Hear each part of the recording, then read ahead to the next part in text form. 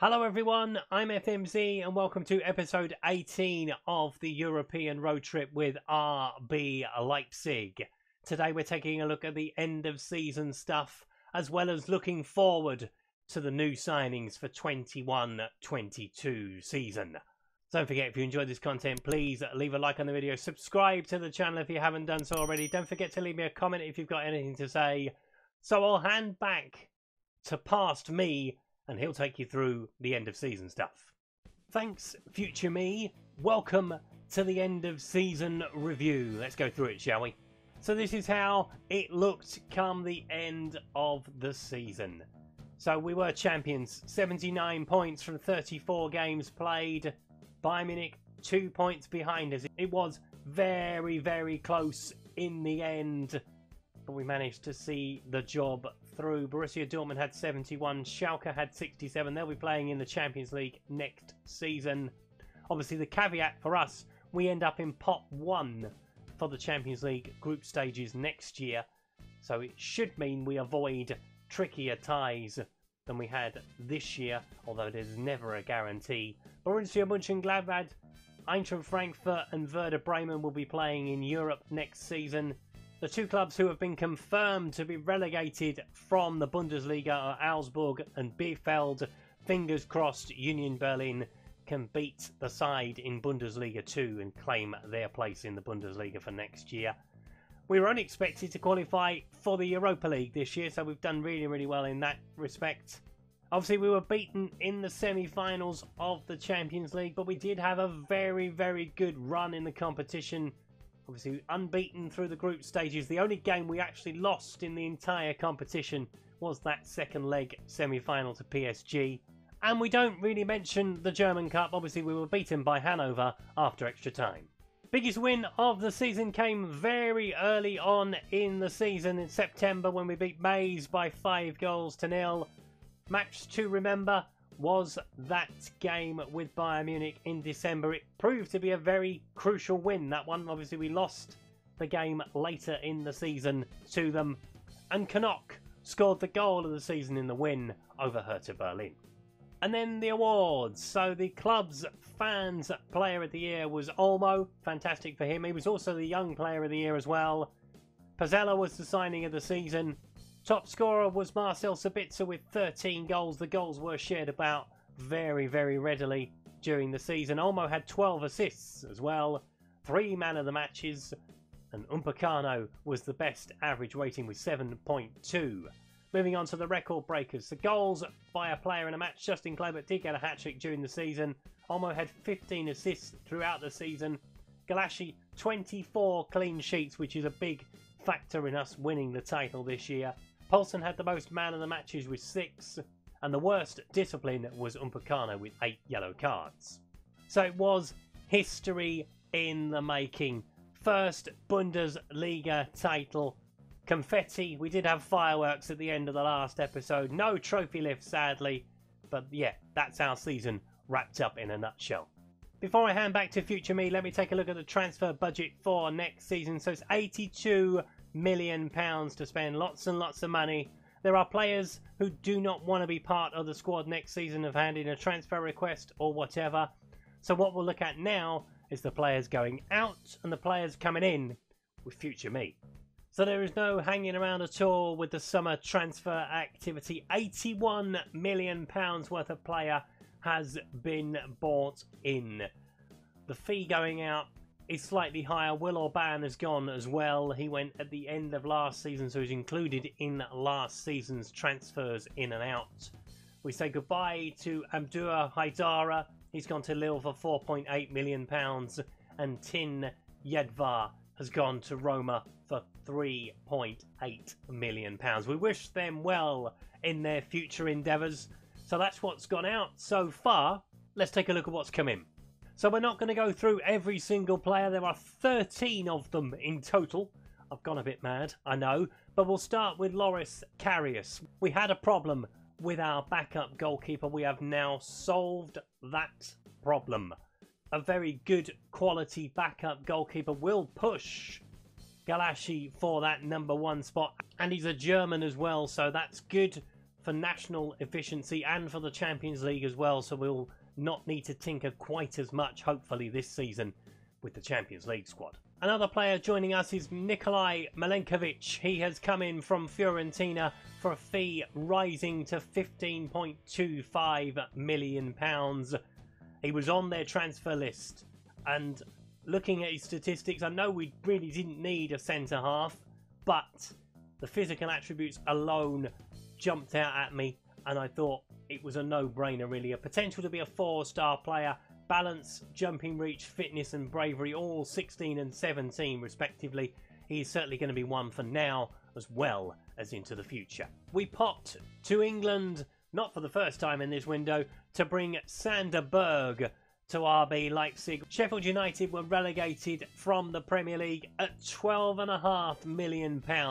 It was an absolute snip. Again, another player has the potential to be a 4-star player. We did need to shake things up in midfield following the loss of Haidara, and Berg fits the job quite nicely. But he wasn't the only man to come in from England. David Brooks has come in from Bournemouth. I got my man, folks. You might remember at the very start of the series I said that David Brooks was a player that I wanted to bring in. He had one that I had targeted to play behind the striker. Well, he can play out wide as well. So he is here for a fee rising to £27 million. Bournemouth wanted a lot of money. They gained promotion back to the Premier League at the first time of asking, incidentally. So they commanded a bigger fee for him. But I think this one's going to work out. Looking forward to seeing what Brooksy can do. We made a transfer permanent in the signing of Benjamin Heinrichs. He has come in from AS Monaco for a fee of £13 million. That was the fee that they had agreed with RB Leipzig before I had arrived. Nothing I could do about it, but he played so well last season, I thought it was well worth the risk of turning this one into a permanent deal. Another German player to add to our national quota. So again, thumbs up for that one. And another player that I have given a thumbs up to is Felipe Soares. He has joined us from Morizet in Portugal for a fee rising to £7.5 million. Another midfield player, but another midfield player with lots and lots of quality, and I'm looking forward to seeing what he can do. And the last player that jumps out for me to mention him to you is Jorginho. He has joined us on loan from Chelsea for the season. No option to buy at the end of it. Chelsea saw him surplus to requirements, so we have jumped in to take him on loan. Wanted a bit more experience in that midfield area. I thought that was something we lacked in the bigger games last season, so certainly Jorginho fits the bill in that department. But as I mentioned, there's been 13 in total bought in. So David Otto has come in from Hoffenheim, a young player that the board were interested in me bringing in younger players. Lucas Nemecha has come in from Manchester City. Ferran Torres is back for a second season, as is Justin Kluivert. He's not on the list. This was confirmed before the windows opened for 21-22. Ethan Ampadu has come in from Chelsea to add a bit of cover at centre-half. Esposito has come in from Inter Milan. Wanted a younger striker to back up the three that we have in Hechan, Sorloth and Poulsen. And the last one, for now at least, Amici has come in from Lyon for a fee rising to £3.5 million. Whew! That was a lot. That's a lot of players. It was a very, very big summer. Goodness me. So there's only really two positions we are leaving to have a look at. Left back is one that we need to bring in. Angelino is back. Not sure if I mentioned that. He is back for a second season. Sarachi, I've tried him during pre-season. It hasn't really worked. So we are looking at bringing in, you'll see that next time around to see who that is. And I'm looking to bring in one more player to play on that right-hand side of midfield. Yes, we've got Sabitzer. Yes, we've got Torres. Poulsen can play out there as well. I want him down the middle this year. He proved to be very good at that last season, just playing down the middle. So we are going to look at someone to come in on the right-hand side of midfield, only on loan, and we'll take a look at who that is next time around as well.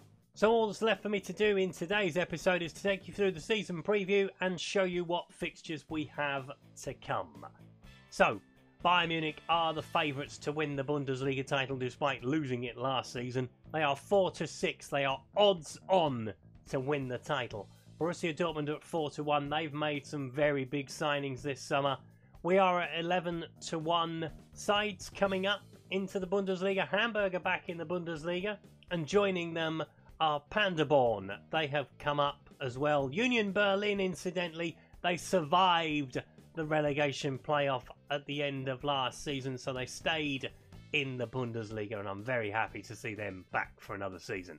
So here we are at the fixture schedule. So our first game of the new season will be that match at home to Bayern Munich in the Bundesliga. We'll not worry with the Super Cup game. We'll play those first 4 games. You'll see the results of those next time around, as well as anything else we come up with in the transfer window.